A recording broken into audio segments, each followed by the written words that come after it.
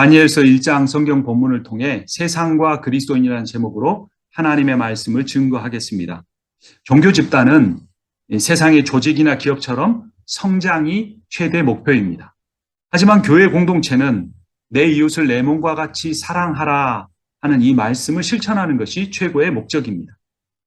교회가 복음의 공동체가 되지 못하고 종교 집단이 될 때 나타나는 두 가지 현상이 있습니다.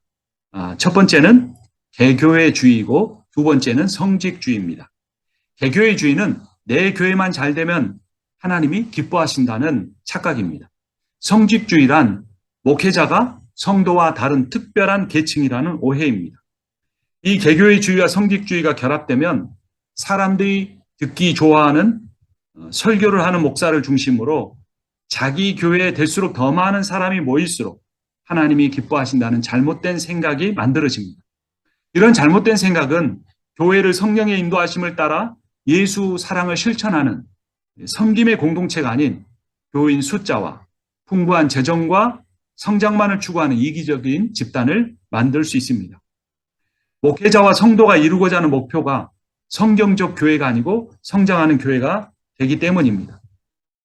설교를 통해 듣고자 하는 것도 예수를 닮아가는 참 구원이 아니고 세상에서 복받고 죽어서 천국 가는 개인적인 복에 관한 것이 되고 맙니다.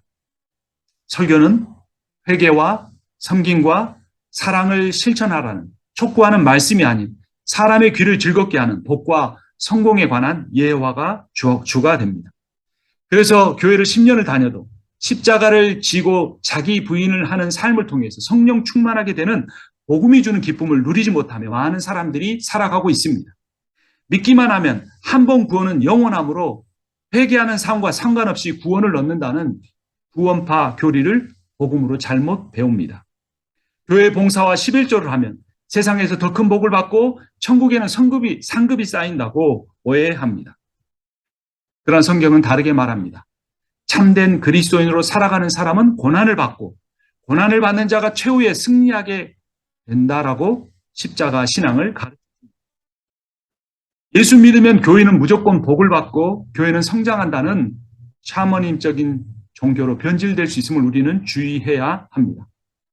구약의 유대교가 이렇게 변질되어 갔습니다. 그때 하나님께서 이사야서 1장 12절 13절에서 이렇게 말씀하셨습니다. 너희가 나의 앞에 보이려 오지만 누가 너희에게 그것을 요구하였느냐? 나의 뜰 성전 마당만 밟을 뿐이다. 다시는 헛된 재물을 가져오지 말라. 다 쓸모없는 것이다. 거룩한 집회를 열어놓고 못된 짓도 함께 하는 것을 내가 더 이상 견딜 수가 없다.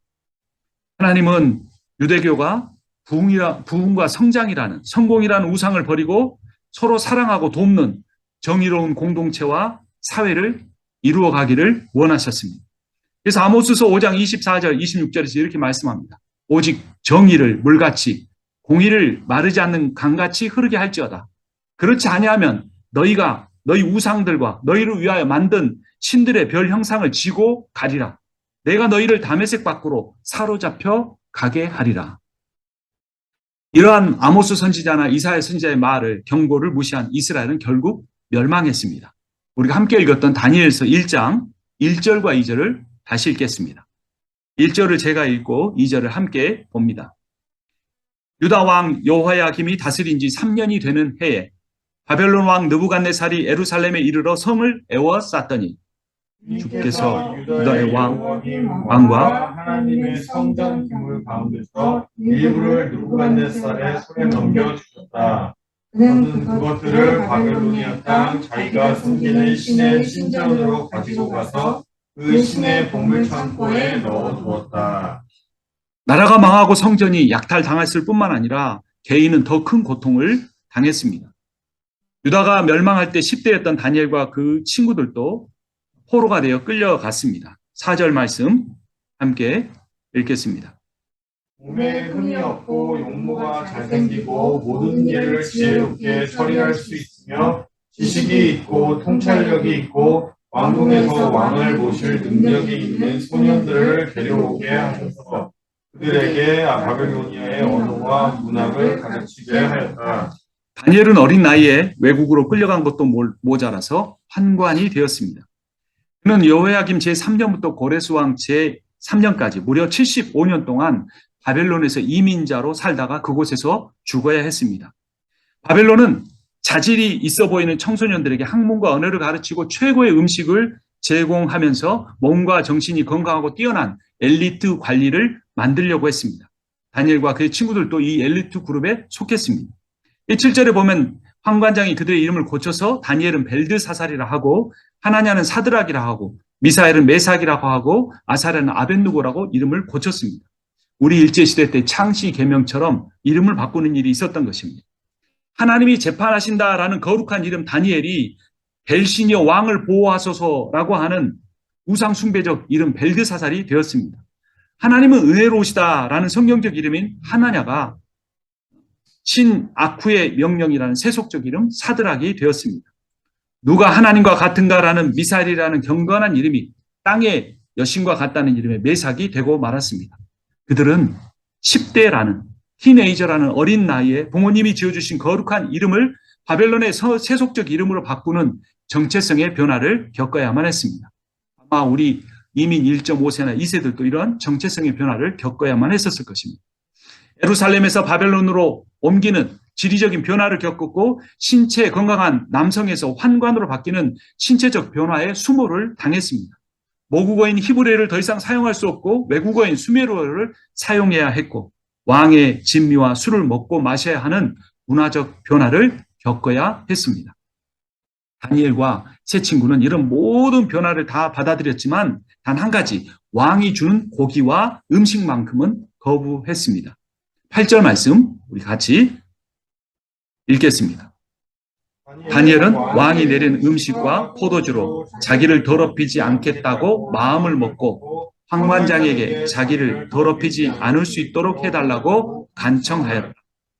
왕이 주는 음식을 먹지 않는 것은 왕의 명령을 어긴 것이 되어서 감옥에 가거나 죽을 수도 있었습니다. 그런데 왜 다니엘은 이런 위험을 무릅쓰고 왕의 음식을 거부한 것일까요? 8절에 힌트가 있습니다. 마음에 해당하는 히브리어가 리브인데 이 단어가 헬라어로 소마입니다. 소마라는 단어는 지식과 정, 감정, 의지를 포함하는 전 인격을 의미합니다. 다니엘은 그의 전 인격과 자신의 영혼을 신앙을 보호하기 위해 왕의 음식을 거부했습니다. 사실 왕의 진미는 바벨론이라는 나라의 부귀영화를 의미했습니다. 왕의 진미를 먹는 자리는 또한 바벨론의 종교의식이 행해지는 자리, 출세가 보장되는 자리였습니다. 그러나 다니엘은 왕의 진미를 먹지 않음으로써 왕의 잔치자리에 참여하지 않음으로써 바벨론의 부귀영화와 기복 추구의 종교를 거부하였습니다. 대부분의 이민 1세들이 왜 이민 오셨습니까? 라고 여쭤보면 자녀 교육 때문에 왔습니다. 라고 대답합니다. 근데 중요한 것은 그 자녀 교육 이후에 자녀들이 이 미국이라는 땅에서 잘 먹고 잘 살게 하기 위해서 교육하는 것인가 아니면 크리스천으로서 잘 믿음 생활하기 위해서 오게 한 것인가 돌아봐야 하는 것입니다. 바벨론의 부귀영화를 숭배하지 않고 하나님을 예배하는 사람으로 다니엘은 살기를 원했습니다. 다니엘은 이를 위해 왕의 진미를 먹지 않고도 그것을 먹는 사람보다 더 아름답고 건강할 수 있음을 보여주기를 원했습니다. 여러분, 어떤 사람의 정체성은 그가 무엇을 먹는가와 비슷합니다. 술 마시고 담배 피우는 사람, 과식하는 사람, 탐식하는 사람, 이제 캘리포니아에서 합법화된 대마초를 피우는 사람들은 그가 먹고 마시고 피우는 음식이 자기 정체성을 결정한다는 것을 알아야 합니다. 이런 것들은 물론 피해야 하지만 이뿐만 아니라 한 끼 식사로서는 너무 비싼 음식을 먹는 것도 크리스찬으로서는 바람직하지 않습니다. 무엇보다도 무엇을 먹을까, 무엇을 마실까 염려하지 않는 인생이 되어야 합니다. 마태복음 6장 25절에서 예수께서 말씀하십니다. 목숨을 부지하려고 무엇을 먹을까, 무엇을 마실까 걱정하지 말고 몸을 감싸려고 무엇을 입을까 걱정하지 말아라. 목숨이 음식보다 더 중하냐? 몸이 옷보다 소중하지 아니하냐? 음식이나 옷은 돈만 많이 벌면 얼마든지 구할 수 있습니다. 하지만 아무리 돈을 많이 벌어도 모든 사람이 하루 3끼 먹는 것은 마찬가지입니다. 아무리 돈을 많이 벌어서 비싼 것을 먹는다고 해서 건강해지는 것도 아닙니다. 또 아무리 돈을 많이 번다고 해서 음식이나 돈보다 더 소중한 목숨을 연장할 수 있거나 더 행복한 삶을 살게 되는 것도 아닙니다. 그러므로 비싼 음식을 먹거나 화려한 옷을 입는 것보다 더 중요한 것은 예수님이 말씀하신 대로 염려하지 않고 사는 것입니다. 방금 우리가 부른 찬송 행복이라는 단어에서 우리가 함께 고백하지 않았습니까? 가장 중요한 것은 죽음에 대한 두려움을 뛰어넘는 영생을 확신하는 것이고 그런 영생에 대한 확신으로 하루를 살아도 마음 편하게 행복한 삶을 사는 것입니다. 채소를 먹으면서도 행복한 사람이 있는가 하면 고기를 먹으면서도 불행한 사람이 있습니다. 일용할 양식을 살 돈밖에 없으면서도 마음이 평안하게 사는 사람이 있는가 하면 몇십 년 쓸 돈을 쌓아놓고도 늘 불안한 사람이 있습니다. 그래서 무엇을 먹는가 보다 더 중요한 것은 어떻게 먹느냐라는 거예요. 어떤 자세로 먹느냐. 아주 작은 것도 감사하는 마음으로 먹느냐라는 것입니다. 또 이렇게 어떻게 먹느냐보다 더 중요한 것은 누구와 먹느냐라는 것입니다. 잠언 15장 16절에 이렇게 말합니다. 재산이 적어도 주님을 경외하며 사는 것이 재산이 많아서 다투며 사는 것보다 낫다. 서로 사랑하며 채소를 먹고 사는 것이 서로 미워하며 기름진 쇠고기를 먹고 사는 것보다 낫다. 잠언 15장 16절과 17절이 재산이라는 단어와 사랑이라는 단어를 대조시키고 있습니다. 이게 서로 반비례한다는 거예요. 오히려 재산이 많아질수록 사랑이 줄어들고 오히려 재산이 줄어들수록 가족들이 서로 위하면서 음식 하나로 나눠 먹으면 사랑이 증가될 수 있다고 하는 것입니다. 재산이 많으면 다투게 되나 사랑이 많으면 화목하게 됩니다. 고기를 먹으며 미워하며 사는 것보다 채소를 먹으며 사는 것이 바람직합니다. 다니엘은 이 진리를 깨달았습니다. 다니엘이 10대 때 깨달은 거예요. 왜 우리나라가 망했을까? 왜 우리가 이 젊은 나이에 포로가 돼서 끌려왔을까? 그는 이 이스라엘과 비교가 되지 않은 거대하고 강력한 제국 바벨론을 보았습니다. 그리고 그 바벨론 왕국에서 날마다 벌어지는 사치스러운 이 잔치와 술 문화를 그는 지켜보았습니다. 하지만 그것에 굴복하지 않았습니다. 왜냐하면 다니엘은 하나님의 자녀로서의 정체성, 아이덴티티와 자부심을 가졌기 때문입니다. 다니엘은 자신의 조국 이스라엘이 부와 사치와 권력과 성공이라는 우상을 쫓다가 망해버리고 성전이 불탔다는 사실을 온몸으로 깨달았습니다. 그는 바벨론에 끌려온 포로로 그렇게 포로로 살지 않고 자신을 바벨론에 파견된 하나님 나라의 외교관으로 인식했습니다. 여러분은 자신이 어떤 존재라고 생각합니까? 여러분이 벌어놓은 돈이 자신의 인생을 성공에 증명해 준다고 생각하십니까? 여러분이 어떤 학교를 나왔는가 그 학벌이 여러분의 인생을 결정해 줄 수 있다고, 여러분의 영생을 결정해 줄 수 있다고 생각합니까? 여러분이 미국 시민권을 가졌는가 한국 시민권을 가졌는가가 여러분의 인생의 사후의 세계를 결정한다고 생각하는 사람은 아무도 없을 것입니다. 오늘 이 자리에 예배드리는 우리는 다 하나님이 세상 나라에 잠깐 보내신 하나님 나라의 대사, 엠베세도로입니다. 대사는 대사를 보낸 왕의 대리인입니다. 왕의 인격과 왕의 주권과 왕의 권력과 왕의 성품을 모두 다 대표하는 존귀한 사람입니다. 그래서 그 왕이 어떤 사람을 어떤 나라의 대사로 보낼 때 가장 신뢰할 만한 사람을, 가장 믿을 만한 사람을 보내는 것입니다. 우리는 우리의 왕이신 예수 그리스도의 인격과 주권을 대표할 수 있는 존귀한 사람입니다.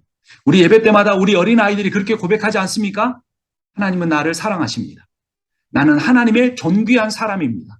나는 하나님의 사명을 받은 사람입니다. 세상의 지위와 소유와 명예와 그 어떤 것과 비교할 수 없는 하나님이 나에게 맡겨주신 사명이 있다라는 겁니다. 다니엘은 그 사실을 알았기 때문에 왕이 주는 진미와 사치스러운 음식에 성공에 출세에 자신의 인생을 걸지 않았습니다. 그 사명은 무엇일까요? 하나님 우리를 이 세상에 잠깐 보내시면서 우리에게 어떤 사명을 주셨을까요? 그 사명은 바로 사랑하는 것입니다. 정말 가난하게 살아도 사랑하며 사는 사람은 하나님의 대사로 인생을 잘 산 사람입니다. 세상에 중졸 고졸이어도 자기 주변의 가족을 사랑하며 사는 사람은 그 사람은 성공한 인생을 사는 것입니다. 하나님 우리를 보내면서 그 사명을 주신 거예요. 2000년 전에 예수 그리스도를 먼저 보내시면서 왕의 위엄과 모든 능력을 내려놓고 제자들의 발을 씻어 주셨던, 자기를 모욕하고 조롱하는 그 사람들의 십자가에 죽으며 저들을 용서해달라고 하셨던 그 예수 그리스도를 본받아 하나님의 대사로서 사랑하며 살라고 명령하신 것입니다. 지난 한 주 동안 여러분 무엇을 염려하며 사셨습니까? 뭘 걱정하며 사셨습니까? 내 인생이 어떻게 하면 행복해질 거라고 애를 쓰면서 살았습니까? 그것이 하나님의 사랑을 실천하는 것과 관련이 되었습니까? 하나님 오늘 예배를 통해 우리가 우리의 사명을, 하나님의 나라의 대사로서 파견된 그 사명을 다시 회복하기를 원하십니다. 다니엘을 좋아하는 부모들이 많아요. 부모님들이. 다니엘처럼 자녀들이 자랐으면 좋겠다. 자녀 양육의 모델로 삼습니다. 그래서 한국에 엄청나게 큰 교회, 어마어마하게 큰 교회가 다니엘 기도회라는 걸 만들었습니다. 그래서 저희 아들 이름도 데니인데 다니엘의 약자죠. 많은 사람들이 다니엘의 이름도 줍니다. 이름을 주지 않더라도 다니엘을 성공한 모델로, 신앙인의 모델로 생각합니다. 왜 그럴까요? 바벨론이라는 어마어마한 나라의 총리가 되었다는 겁니다. 특히나 미국에서 이민자로 살아가는 우리에게는 이민자 유대인에 불과했던 그 다니엘이 그 바벨론과 이어지는 페르시아의 총리로 살았다는 것 때문에 다니엘을 좋아합니다. 하지만 다니엘은 우리의 생각과 다르게 세상의 부귀와 성공에 연연하지 않는 초월하는 사람이었습니다. 그는 세상과 타협하지 않았습니다. 사치스럽지 않은 청빈한 삶을 살았습니다. 그는 세상의 지위에 목숨을 걸지 않고 하루 3번 하나님께 드리는 그 기도에 목숨을 걸었던 신앙의 인물이었습니다. 우리도 자녀를 세상에서 성공한 사람이 아닌 세상에서 구별된 사람으로 키워야 합니다. 우리의 자녀 세대 때 그렇지 못했다면 우리의 손주 세대에는 그렇게 비전을 가지고 키워야 합니다. 여러분, 바다에 사는 물고기는 바닷물을 마실까요? 마시지 않을까요? 바다의 물고기는 자신의 체액보다 염분이 3배나 높은 바닷물을 마십니다. 만약에 민물고기나 사람이 바닷물을 1시간만 마시면 탈수 증상으로 죽고 말 겁니다. 근데 왜 바닷물고기는 바닷물을 마시면서도 살아남을 수가 있을까요? 그 비결은 바닷물고기의 아가미에 있는 염분세포입니다. 바닷물 속에 있는 소금 성분을 필요한 만큼만 흡수하고 나머지는 이 염분세포가 다 배출해 버립니다. 인간이 세상에서 생존하는 비결도 이와 같습니다. 지나친 욕심, 버리는 것입니다. 필요한 만큼만 취하고 나머지는 버리는 것이 살아남는 비결입니다. 다니엘은 바벨론 제국의 왕궁학교 과정을 자기 인생의 욕심을 채우는 기회로 삼지 않았습니다. 그는 오히려 왕의 기름진 사안의 진미를 먹지 않기로 결단했습니다. 여러분, 요즘 사람들이요, 사치스럽게 먹고 지나치게 먹는 데서 몸에 온갖 질병이 생긴다고 합니다. 지나치게 염려하고 걱정하면서 마음에 갖가지 병이 생긴다고 합니다. 다니엘은 쉽게 생각했습니다. 단순하게 살았습니다. 여러분, 우리의 삶이 얼마나 남았을까요? 우리는 내일 일을 모를 뿐만 아니라 오늘 밤의 일도 모릅니다. 그래서 우리 인생은 너무나 짧습니다. 그래서 어떤 한 불치병, 시한부 인생을 살았던 사람은, 크리스찬은 이렇게 말했습니다. 우리 인생은 사랑하기에도 부족할 만큼 너무나 짧다. 그러면 우리는 단순하게 살아야 합니다. 단순하다는 것 가운데 꼭 필요한 한 가지, 사랑하면서 살아가야 한다는 것입니다. 다니엘은 채소와 물만 먹음으로써 바닷물의 염분보다 더 강력한 바벨론 제국이라는 바다의 어마어마한 경제력과 부귀 영화의 유혹으로부터 하나님 자녀로서의 정체성을 지켜냈습니다. 다니엘은 바벨론의 총리가 되는 것보다, 성공하는 인생보다 하나님의 자녀로서 사는 것을 더 소중하게 여겼습니다. 여러분, 복음은 세상의 사회와 정치와 경제와 문화에 영향을 주지만 종교는 사회로부터 정치와 경제와 사회, 문화에 영향을 받습니다. 그래서 얼마나 요즘 교회가 세속화되었습니까? 세상의 탐욕에 영향을 받은 종교보다 무서운 것이 없습니다. 요즘은요, 세상 사람들도 욕심 부리는 것을 부끄러운 일이라고 가르치는데 타락한 종교는 탐욕을 신이 주는 축복이라고 정당하기 때문입니다. 기도해라. 기도하는 만큼 다 이루어진다. 너의 뜻이 이루어질 것이다. 긍정적 사고를 하라. 라고 인간의 탐욕을 정당화해 주기 때문입니다. 자기 욕심과 지혜로 얻은 부와 성공을 하나님이 주신 것이라고 함부로 간증해서는 안 됩니다. 왜냐하면 하나님은 사랑하는 자에게 고난을 주셔서 겸손하게 하시지 필요 이상의 돈과 성공을 주셔서 교만하게 만들지 않으시기 때문입니다. 교인 수가 많아지는 것을 교회를 복음대로 세워가는 것보다 사랑하고 섬기는 공동체를 이루는 것보다 더 우선순위로 두어서는 안 되는 것입니다.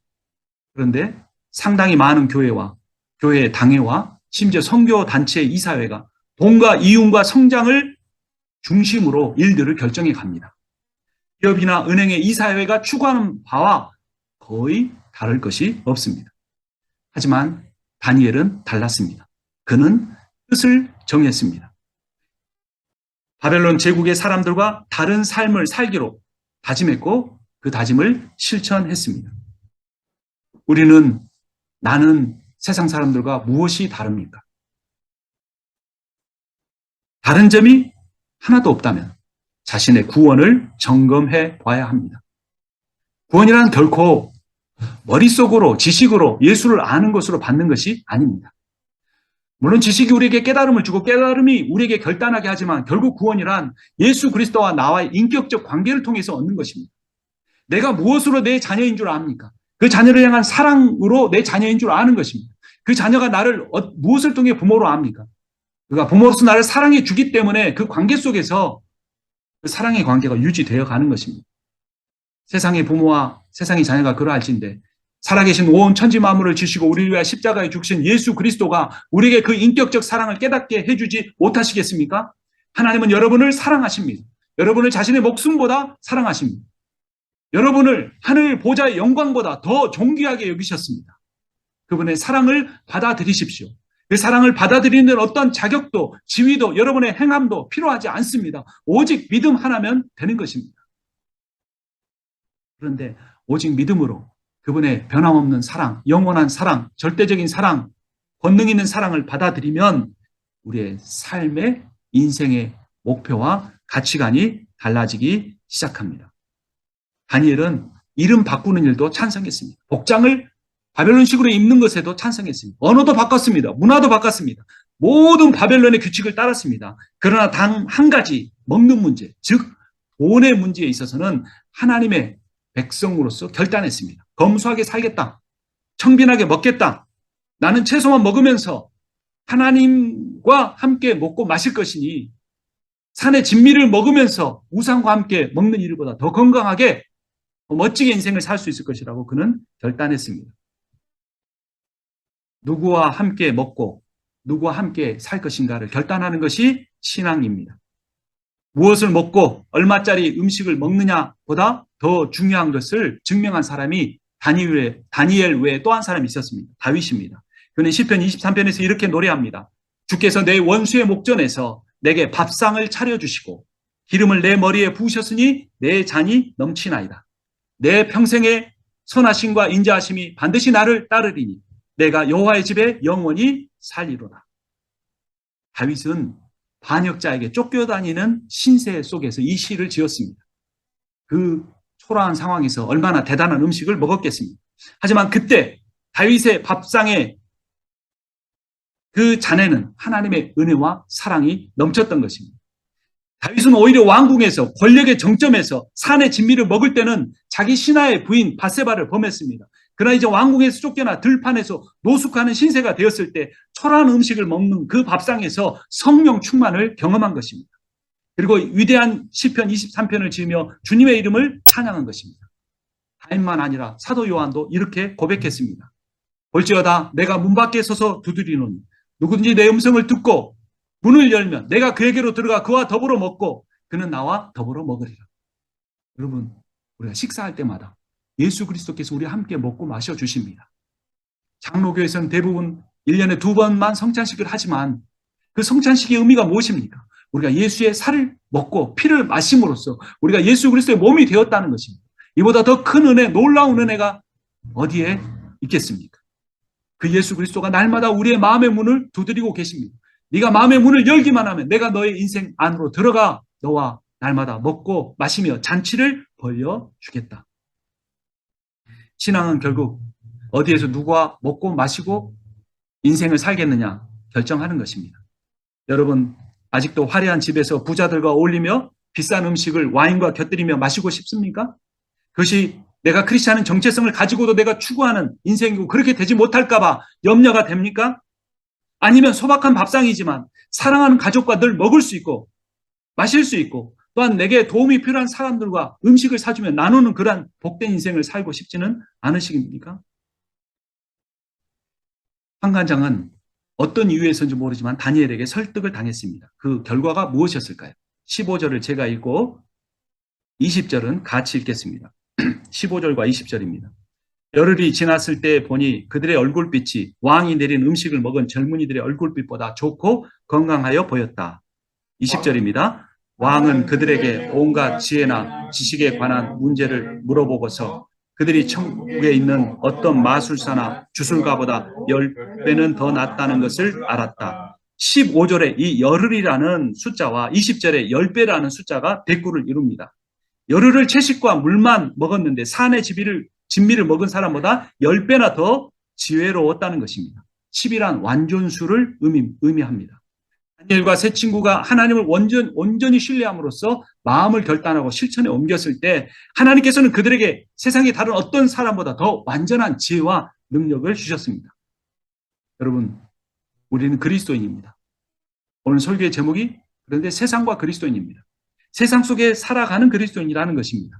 세상과 분리돼야 하는 것이 아니라 세상 속에 살되 세상과 구별되어 본이 되는 모델이 되는 삶을 살아야 합니다. 껍데기만 기독교인으로 살다가 지옥 가지 않아야 합니다. 그러나 아무리 부족해도 아무리 이제까지 인생이 실패했어도 아무리 이제까지 인생이 잘못 살아왔어도 지금 이 순간 진심으로 전심으로 회개하는 사람은 믿음으로 천국에 갈 수가 있습니다.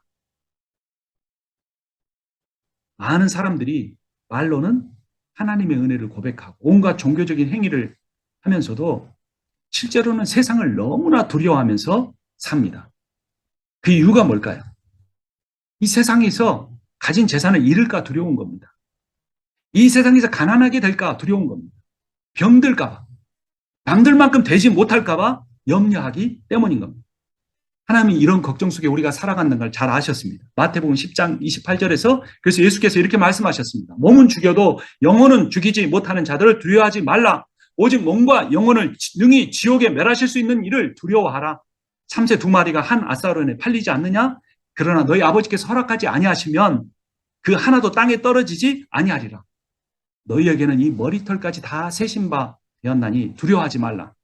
너희는 많은 참새보다 귀하니라. 그렇습니다. 여러분은 존귀한 분들입니다. 여러분은 보배로운 분들입니다. 우리가 그 보배로운 하나님의 자녀로서 어떻게 살아가야 할까요? 채식을 한 다니엘과 그 세 친구들의 얼굴이 훨씬 더 좋았습니다. 그 얼굴이라는 게 무슨 뜻인지 아십니까? 얼은 이 정신을 의미합니다. 골은 영혼이 머무는 장소라고 합니다. 그러니까 한글이 얼마나 지혜로운지 몰라요. 이 얼굴에 영혼이 표정으로 나타난다는 것. 그런데 다니엘과 세 친구는 채식만 했는데 그의 얼굴빛들이 훨씬 더 다른 사람보다 빛났던 것입니다. 그들의 얼굴빛이 좋았던 것은 단순히 음식 문제만은 아니었을 겁니다. 절제 생활을 했을 것입니다. 마음의 평안함을 유지하려고 기도 생활을 했을 것입니다. 하나님의 말씀을 늘 묵상하며 살았을 것입니다. 그들의 삶을 한마디로 말하면 simple life입니다. 하나님의 사랑 외에 난 아무것도 바라지 않겠다. 하나님이 나를 사랑하시고 나를 위해 십자가에 예수 그리스도를 못 박아 죽게 하셨으니 하나님이 내 인생의 나머지도 다 책임지실 것이다. 그 simple life, simple faith, 단순한 믿음 하나면 충분합니다. 단순한 삶이란 자기 부인이라는 영적 의미의 일상화를 뜻합니다. 쓰지도 않는 물건을 자꾸 사들이는 삶, 먹지 않는 음식을 잔뜩 쇼핑해서 버리는 삶, 모두 다 자기 부인이 잘 되지 않는 인생입니다.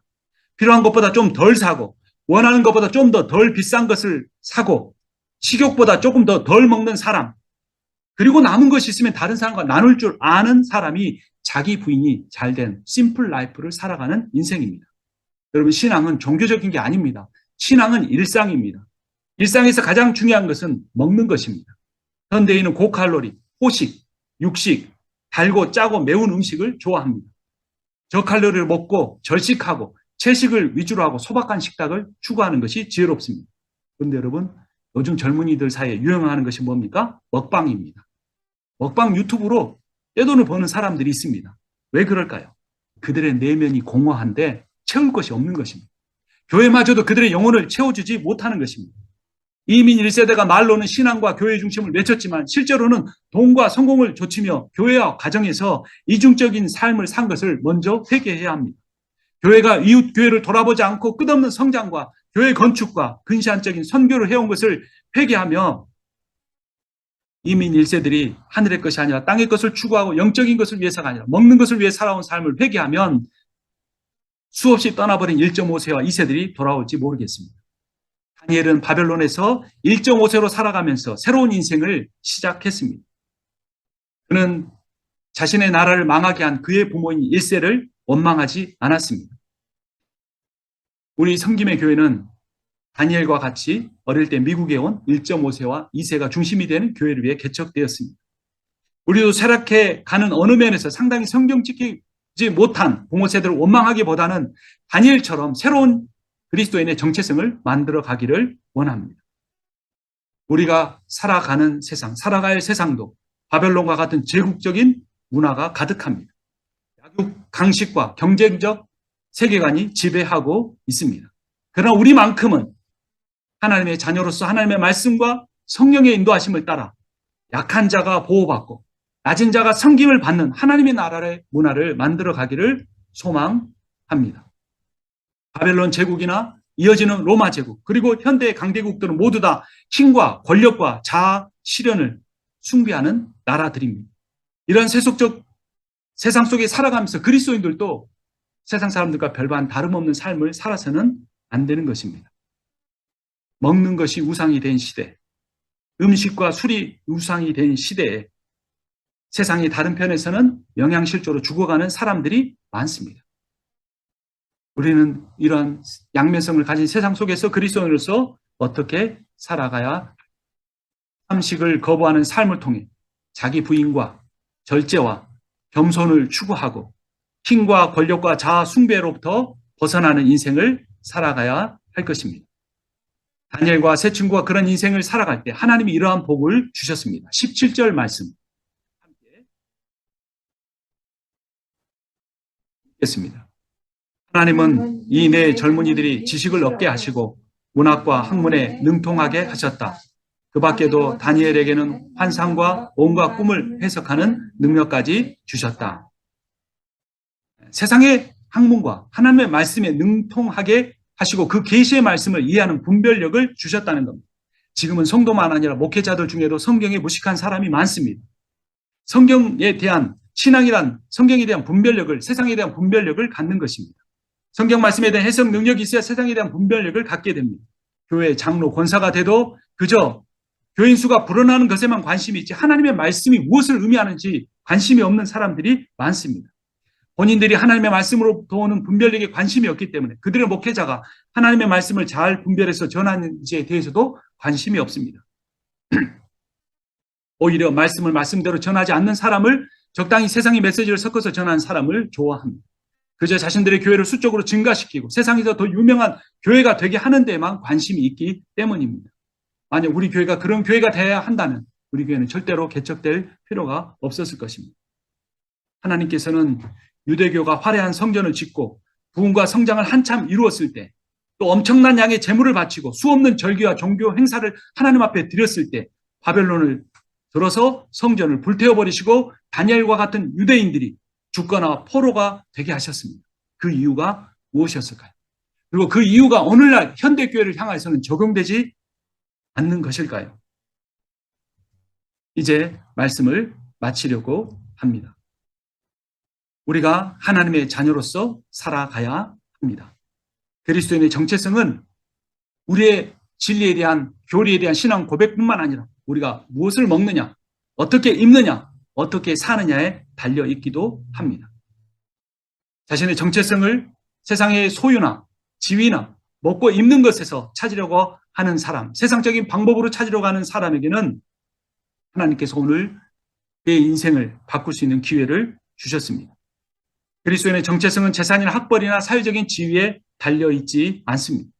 교회의 정체성은 건물의 크기나 성도의 수나 교회의 저정에 달려 있지 않습니다.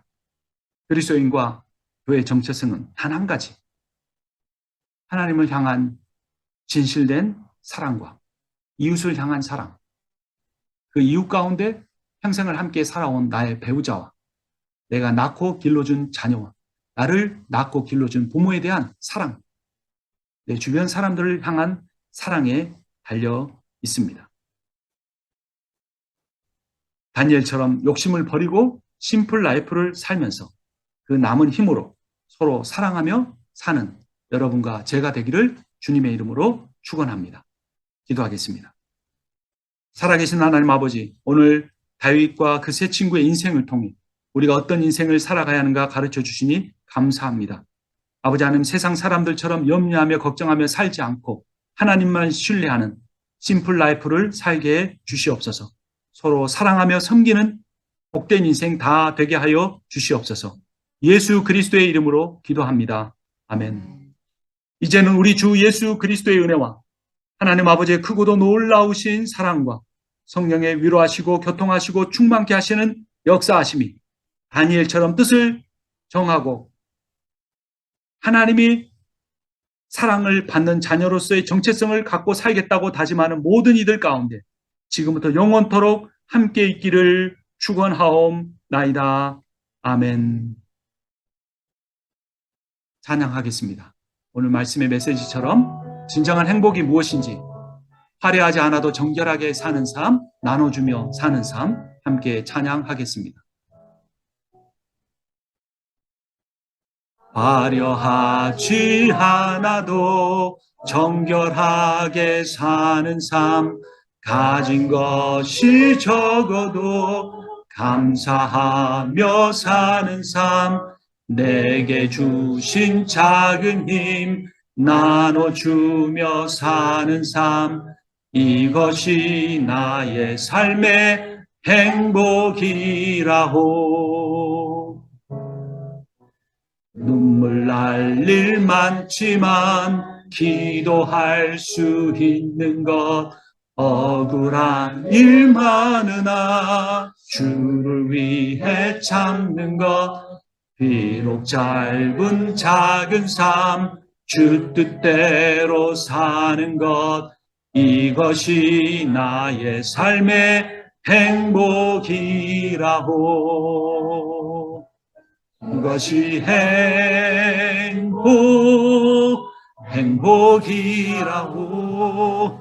세상은 알 수 없는 하나님 선물, 이것이 행복이라고. 하나님의 자녀로 살아가는 것, 이것이 행복이라고.